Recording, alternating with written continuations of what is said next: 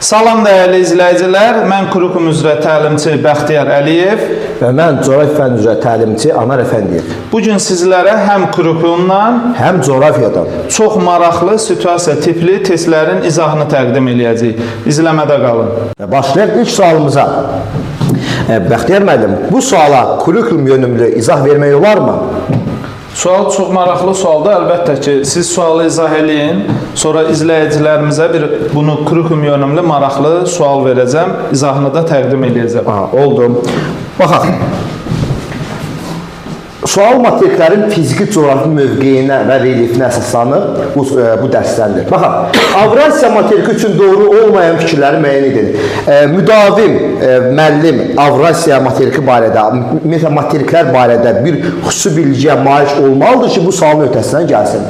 Baxaq, doğru olmayanları istəyirəm, diqqətli olaq. Çünki çox adam bu cür texniki səhvlər edərək doğru olanları götürür. 3 litosfer tavası üzərində yerləşir. Bu nə deməkdir? Misal üçün, belə bir sual verə bilərəm. Avrasiya materikini Şimali Amerika materikindən fərqləndirən bu neçə tava üzərində yerləşir Şimali Amerika, amma Avrasiya neçə tava üzərində yerləşir?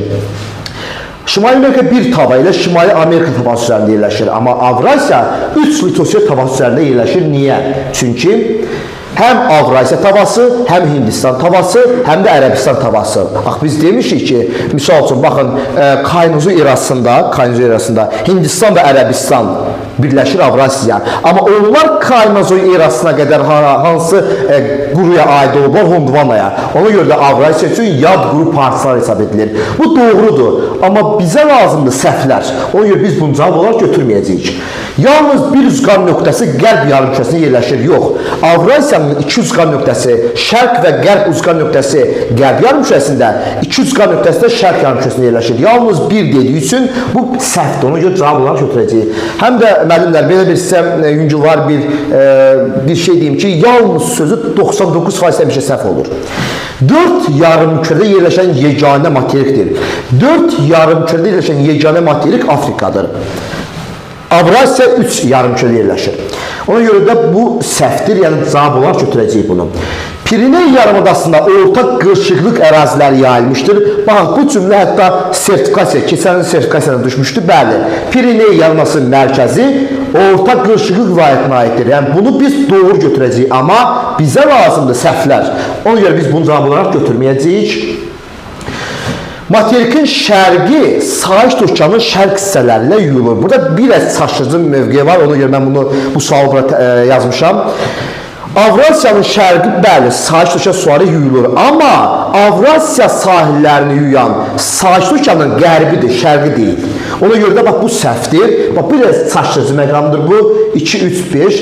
Fəaliyyətdə olan vulkanlar daha çox materikin şərqindədir. Bəli, materikin şərqi düşür Sahil Okean odlu halqasına. Bəli, elə orada da daha çox fəaliyyətdə olan vulkanlar var. Elə həmçə oradadır. Ən hündür fəaliyyətdə olan vulkan da hansıdır? Klüçisovkası vulkanı. Bu da doğrudur, amma biz səhvləri istədiyi üçün 2, 3, 5. 2, 3, 5 cavab B bəndi. İndi Bəxtiyar müəllim bu suala kurikulum yönümlü bir izah versin. Dəyərli müəllimlər, əziz müdavimlər, gəlin bax bu müəllimin ixtisas sualını kurikulum yönümlü bir yanaşağın. Sualı belə qoyuram ki, biliyin növünü və taksonomiyanın növünü müəyyənləşdirək. Burada da qeyd eləyək. Biliyin növü və taksonomiya. Ən çox elə düşən budur. Bəli, ən çox belə deyək də müəllimlərin də çaşdığı suallardan biridir. Baxın müəllimlər, Anar müəllim sağ olsun, gözəl izah verdi, səhv eləmirəmsən də. Bu doğru fikrimizdir, doğru fikirlərinin yanına plus atırıq. Deməli müəllimlər, biliyin növündən əlavə gəlin taksonomiyadan başlayalım. Taksonomiyada nədir müəllim? Mərhələləri biz bilirik. Siz Anar müəllim, gəlin siz də yanaşın. Bax, verilənlər arasından seçib, təhlil aparıb, ən doğru olanları biz hansı mərhələdə deyirdik ki, verilənlərin içərisindən ən vacib amilləri, baxın bizə burada Anar müəllim sualda 6 amil təqdim edibdir. Amma bizim nə istəyirik? Ən doğru olanlar. İndi coğrafiya sualına uyğun olaraq doğru olmayanı tapır. Amma bizim nəyi soruşuruq? Ən vacib amillər. Bizim ən vacib amillərimiz bu 6-sının içindən hansı oldu? 1, sonra 4 və 6. Deməli, verilənlərin içərisindən biz ən doğruları seçəcəyik Sizcə hansı mərhələ olacaqdır bu? Əlbəttə ki, təhlil etmə mərhələsi. Yəni verilənlərə əsasən və bunların müəllimlər baxın, hansısa mənbəyə istinadən təhlilini aparırıq. Buna xüsusi diqqət yetirmək lazımdır. Əgər mən özüm bunu dəyərləndirmə, özüm bir fikir yürütmüş olsaydı, bu dəyərləndirmə olardı. Verilənlərin elmi əsasına əsaslanıb seçdiyimə görə bu olacaq təhlil etmək. Və burada diqqət edirsinizsə nə bir ipucu verdim, deyirəm, elmi əsası var. Yəni bunu mən özümdən demirəm. Hansısa bir mənbədə bu xüsusilə qeyd olunubdur. Bilim növü olaraq hansı olacaqdır? Təhlil. Bilim növü olaraq faktoloji. Faktoloji, afərin. Bəli. Qrup yönümlü izah versək bu olacaqdır. Bilim növü faktoloji bilik, taksonomiyadan təhlil etmə mərhələsi. Keçək indi müəllimlər krukum sualımıza. Belə bir maraqlı sual var. Yenə krukum sualımızda ixtisas fənninə uyğundur, onu da qeyd edeyim. Müəllim şagirdlərə qlobal istiləşmə mövzusunda onlayn, bax ipucularını indidən sizə təqdim edirəm, onlayn mənbələrdən etibarlı məlumat toplamağı, hətta ChatGPT proqramından da istifadə etməyi, daha sonra araşdırdığı məlumatları slaydlarla təqdim etməyə tapşırır. Bu fəaliyyət hansı bacarığın inkişafını göstərir? Müəllimlər, biz dərslərimizdə nə demişdik? Əgər hansısa bir məlumatı internet resurslarından, hansısa bir belə deyək də proqram əsasında axtarırsa nə olacaqdır? Əlbəttə ki, rəqəmsal savadlılıq. Bəli, rəqəmsal savadlılıq tapdıq. Niyə? Çünki onlayn, yəni hansısa internet resursundan istifadə edəcək. Hətta burada xüsusi tapşırıq da verir ki, ChatGPT-dən istifadə edin. Bəs yaxşı müəllimlər, mən mənbəni tapdım, internet resursundan araşdırdım, mənbəni müəyyən elədim. Əgər mən o mənbəni anlamasam, başa düşməsəm, oxuduğumu ifadə edə bilərəmmi? Xeyr. Resursu tapsam belə, onu anlamasam, nə təqdimat hazırlaya bilməyəcəm, yəni slayd düzəldə bilməyəcəm. Bunun üçün də mənə nə lazımdır? Savadlılıq kompetensiyası. Savadlılıq kompetensiyası nədir?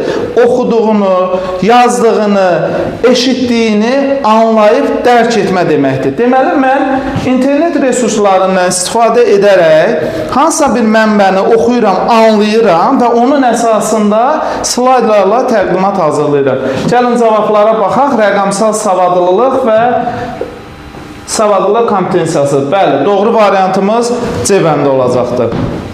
Çox maraqlı suallarımız var. Buyurun, müəllim. Baxaq ikinci sualımıza. İkinci sual uyğunluğu müəyyən edin istəyir. Uyğunluğu baxın. Hörmətli müəllimlər, doğru altdan doğrunu, yanlışlardan yanlış seçməliyik. Bəzən uyğunsuzluq olur burada. Onda doğru altdan yanlışı, yanlışlardan doğrunu seçməliyik.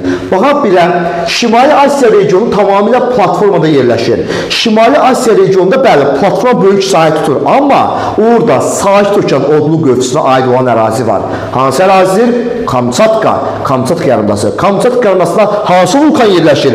Asiya qitəsinin ən hündür vulkanı, Klyuchusovkası vulkanı yerləşir. Ona görə də Şimali Asiya regionu tamamilə platformadır. Bu fikir səhvdir. Kamçatkaya görə səhvdir. 3. Polderlərə yalnız Avropa qitəsində rast gəlinir. Aha, polderlər nə edir? İlk öncə düşünək onu. Videonun ünvanı bir dayandıq. Biz hərəmiz ona cavab verək. Sonra mən bir 10 saniyyədən sonra polderlərin izahını verəcəm. Aha. Əla. Artıq hamınız mənə elə gəlir polderlərin nə olduğunu dediniz. Polderlər əvvəl dəniz dibi olmuş ərazilərin insanlar tərəfindən vurulmasıdır. Genişləndirirlər, quruya çevirirlər. Ən çox polderlərlə öz ərazisini genişləndirən hansı ölkədir? Aha, cavabları yazdınız. Bax, şərhlərə bax, bu dəqiqə cavabları yazdınız. Hollandiya. Amma tək Hollandiya mı polderlərdən istifadə edərək ərazisini genişləndirir? Amma biz deyirik ki, Hollandiya bəli, 40% ərazisini polderlər hesabına genişləndirir. Yox, Çində var, Yaponiyada var, Singapurda var, ABŞ-da var hətta. Ona görə yalnız Avropa qitəsində sözü səhvdir. 3 səhvdir. İşə baxırıq, həm Cənubi Amerika, həm də Şimali Amerika eyni saydan yarımkürə yerləşibdir. Aha, biz bilirik ki, Cənubi Amerikanın ekvator kəsir, Cənubi Amerika 3 yarımkürədə yerləşir. Amma Şimali Amerikanın ekvator kəsmədiyi üçün Şimali Amerika 2 yarımkürədə yerləşir, qərb və şimalda. Bu da səhvdir. 4-ə baxırıq, Sakit Okean halqasına yalnız Asiya qitəsi aiddir və burada Fəaliyyətdə olan vulkanların sayı çoxdur. Bəli, fəaliyyətdə olan vulkanların sayı çoxdur burada. Amma tək Asiya sahilləri deyil axı. Şimali Amerika, Cənubi Amerika sahilləri də Sahil Okean odlu halqasına daxildir. Ona görə, bax, bu da səhvdir. Biz burada doğru cavab kimi, yəni səhvlərin altından səhv götürəcəyik. 2, 4. Bəxtiyar müəllim, biz bu suala da kurikulum yönümlü sual deməli, kurikulum izah versək, bax, bu faktoloji bilik, sonra taksonomiya cəhətdən bunu biz nəyə götürərik? Belə deyək də, verilənlər arasında, elmi əsaslarla, verilənlər arasında, indi mən sualı qoyacağım, siz cavabı tapın. Verilənlər arasından seçiriksə, onda bu və elmi əsaslarla hansısa bir mənbəyə istinad, məsələn, hər birini polderlər nədir, bunu özümüzdən demirik ki, bunun elmi mənbəyi var da, düzdür. Məsələn, dediniz, Hollandiya daha çox ərazisini genişləndirir. Bunu hansısa bir mənbədən oxuyub öyrənmişik. Nə olacaq sizə? Təhlil etmə. Afərin, təhlil etmədir. Və əlbəttə ki, bunu yenə dediyimiz kimi nəyə əsaslanır? Bunu hansısa mənbədən öyrənirik. Faktoloji bilikdir. Bir də müəllimlər, deməli, bu tip testlərin bəzən müəllimlər çətini çəkir. Nədə? Variantların içərisini, yəni cədvəlin içərisini doğru tapır, amma variantı düzgün seçə bilmir.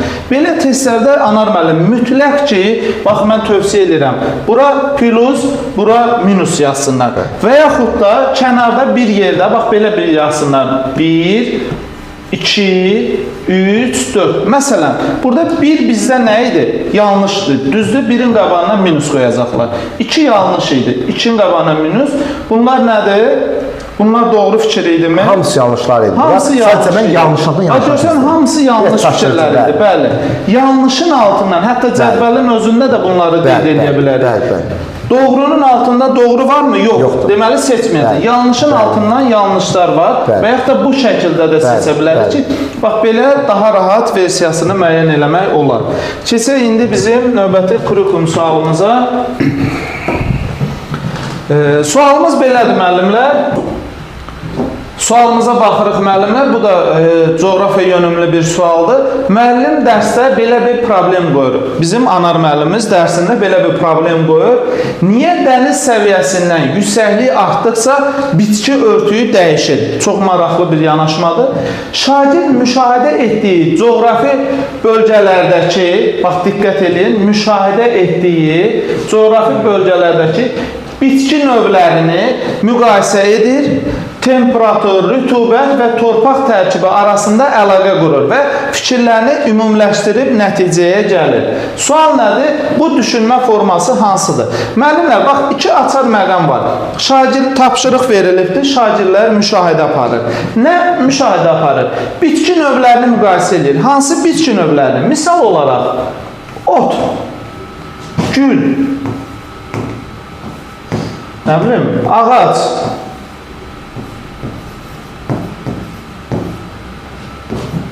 və s. Bax, müəllimlər, bitki növləri hansıdır? Otu, gülü, ağacı və bunun kimi bir sıra bitkiləri müşahidə edir. Və sonra, diqqət edin müəllimlər, ümumiləşdirir. Deməli, xüsusi məqamlardan nəyə gələcək? Ümumi məqama. Xüsusi məqamlardan ümumi məqama gələcək. Sizcə doğru cavabımız anar müəllim hansı olacaq? İnduktiv düşünmə. Afərin. Biz induktiv düşüncədə nə deyirdik? Hər hansı bir xüsusi məqamlardan ümumi məqamlara keçid eləyiriksə, bu olacaqdır induktiv düşünmə. Doğru cavabımız olur B variantı. Sadəcə bu tip suallarda biraz diqqətli olmaq lazım. Bitki növləri, hansı bitki növləri? Bax, görürsünüz, özümüz təxəyyülümüzdə bunu canlandırırıq. Xüsusi məqamlardan ümumi məqama gəldik, cavab rahatlıqla müəyyən eləmək olur. Belə əziz müəllimlər, düşünürəm ki, bugün sizlər üçün həm ixtisasdan, həm kurikulumdan çox maraqlı MIQ formatında sualların izahını təqdim elədik. Bu tip videoların davamlı olması üçün kanala abunə olun, videonu bəyənin və şərh bölməsində öz dəyərli fikirlərinizi yaza bilərsiniz.